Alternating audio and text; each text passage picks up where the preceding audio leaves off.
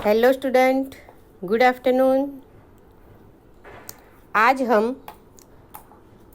धोरण 8 के जो हमारा इकाई है भरत, उसकी भाषा सत्ता में हमारा टॉपिक है विशेषण। तो आज हम विशेषण के बारे में, विशेषण किसे कहते हैं, उसके उदाहरण के साथ सीखेंगे। आप देख सकते हैं कि हमारी जो एक्सरसाइज है कि निम्नलिखित वाक्यों को पढ़िए और उनमें उपयुक्त गाढ़े शब्दों पर ध्यान दीजिए। एक, सूरत ऐतिहासिक नगर है। परिश्रमी छात्र कभी असफल नहीं रहता। हमने बाजार से 2 लीटर दूध खरीदा। छात्रालय में 20 छात्र हैं। वे लड़के खेल रहे हैं। इन सभी वाक्यों में आप देख सकते हैं कि जो डार्क ब्लैक से लिखे हैं, जो गाढ़े अक्षर है, वो गाढ़े शब्द सभी विशेषण के रूप में यहाँ पे प्रयोग हुए हैं। सूरत ऐतिहासिक नगर है, तो कुछ सूरत कैसा नगर है? तो ऐतिहासिक। यहाँ ऐतिहासिक शब्द वो सूरत शहर की विशेषता दिखाता है। परिश्रमी छात्र कभी असफल नहीं रहता, तो कैसा छात्र? तो परिश्रमी।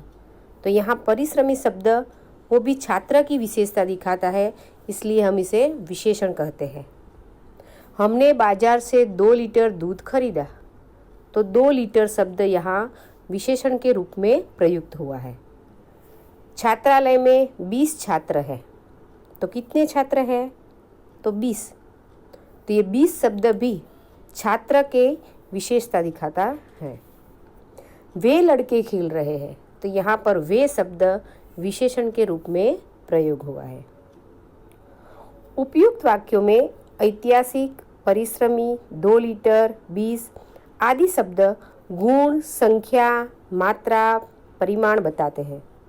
ये सभी गाढ़े शब्द किसी न किसी रूप में वाक्य में प्रयुक्त संज्ञा और सर्वनाम शब्दों की विशेषता का बोध कर रहा है।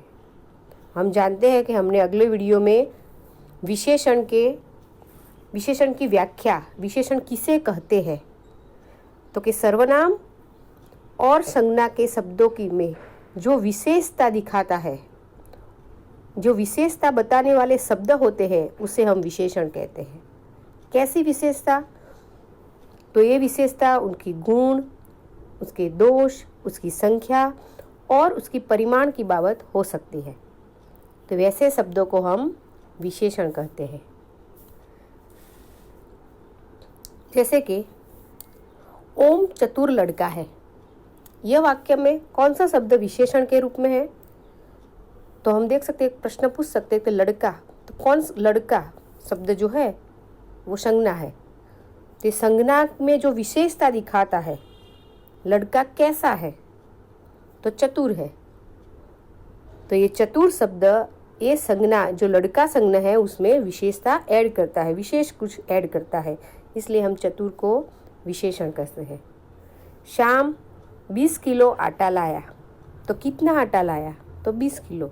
तो यहाँ पर 20 किलो शब्द विशेषण है। सानिया बाजार से थोड़ी चीनी लाई। सानिया कितनी चीनी लाई? तो थोड़ी चीनी लाई। तो यहाँ पर थोड़ी शब्द वो भी विशेषण है। साहिल के पास 10 रुपये है, तो कितने रुपए है? तो 10। यहाँ पे 10 शब्द वो विशेषण के रूप में प्रयोग हुआ है। कुछ लड़के उद्यान में खेल रहे हैं, तो कितने लड़के खेल रहे हैं? तो कुछ। तो यहाँ पर कुछ शब्द वो विशेषण के रूप में है।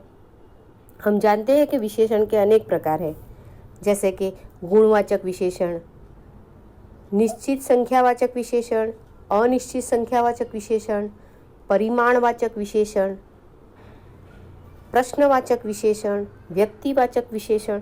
ये सारे विशेषणों के बारे में हम अपने अगले वीडियो में डिटेल में समझेंगे। आज हम जानते हैं कि ये जो सारे जो विशेषण थे पहली और दूसरी एक्सरसाइज में, वो विशेषण तो है, लेकिन वो कौन से विशेषण हैं?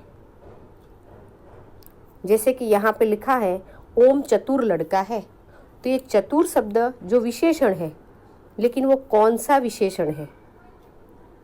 गुणवाचक है, दोषवाचक है, संख्यावाचक है, परिमाणवाचक है। प्रश्नवाचक है, व्यक्तिवाचक है। तो यहाँ पे चतुर शब्द इस लड़का शब्द का गुण दिखाता है, इसलिए हम उसे गुणवाचक विशेषण कह सकते हैं। दूसरा शब्द जैसे कि श्याम 20 किलो आटा लाया, तो ये 20 किलो शब्द वो क्या दिखाता है? वो परिमाण दिखाता है, उसका नाप दिखाता है, इसलिए ये परिमाणवाचक विशेषण है। सानिया बाजार से थोड़ी चीनी लाई, तो यहाँ पर थोड़ी शब्द वो भी परिमाणवाचक विशेषण है। साहिल के पास 10 रुपये है, तो ये जो 10 शब्द है वो विशेषण तो है, लेकिन कौन सा? तो संख्या दिखाता है, तो ये संख्यावाचक विशेषण है। कुछ लड़के उद्यान में खेल रहे हैं, यहाँ पर भी संख्या ही दिखाई है, लेकिन ये संख्या निश्चित नहीं है, तो इस कुछ शब्द को हम अनिश्चित संख्यावाचक विशेषण कह सकते हैं। बराबर। तो गुणवाचक विशेषण, निश्चित संख्यावाचक और अनिश्चित संख्यावाचक विशेषण के बारे में हम आज पढ़ेंगे। जैसे कि हम यहाँ पे देख सकते हैं, गुणवाचक विशेषण। विशेषण का पहला प्रकार है गुणवाचक विशेषण। तो जिस शब्द से संज्ञा के गुणदोष, रंग रूप, स्पर्श, दशा, अवस्था, स्थान, देश, काल, स्वाद, गंध और दिशा का बोध होता हो, उसे गुणवाचक विशेषण कहते हैं। इसका मतलब है ये जो सारे शब्द है वो संज्ञा का क्या दिखाता है? गुण दिखाता है। जैसे कि उदाहरण देख सकते हैं, ईमानदार, भारतीय, आगे कुछ चतुर, होशियार, ये जो सारे शब्द है वो क्या दिखाता है? अच्छा, ये सब शब्द गुण दिखाता है, इसलिए हम उसे कह सकते हैं गुणवाचक विशेषण। दूसरा है निश्चित वाचक विशेषण, निश्चित संख्यावाचक। हमने आगे बताया संख्यावाचक में 2 प्रकार है, निश्चित संख्यावाचक और अनिश्चित संख्यावाचक। निश्चित में है कि जैसे कि जिस शब्द से वस्तु की निश्चित संख्या का बोध होता हो, उसे निश्चित संख्यावाचक विशेषण कहते हैं। जो वस्तु कितनी है वो नक्की होता है, वो तय होता है कि इतनी ही वस्तु है। जैसे हमारे देश की चारों दिशा रक्षित है, तो यहाँ चारों शब्द दिया है, वो निश्चित संख्या दिखाता है, इसलिए हम उसे क्या कह सकते हैं? निश्चित संख्यावाचक विशेषण।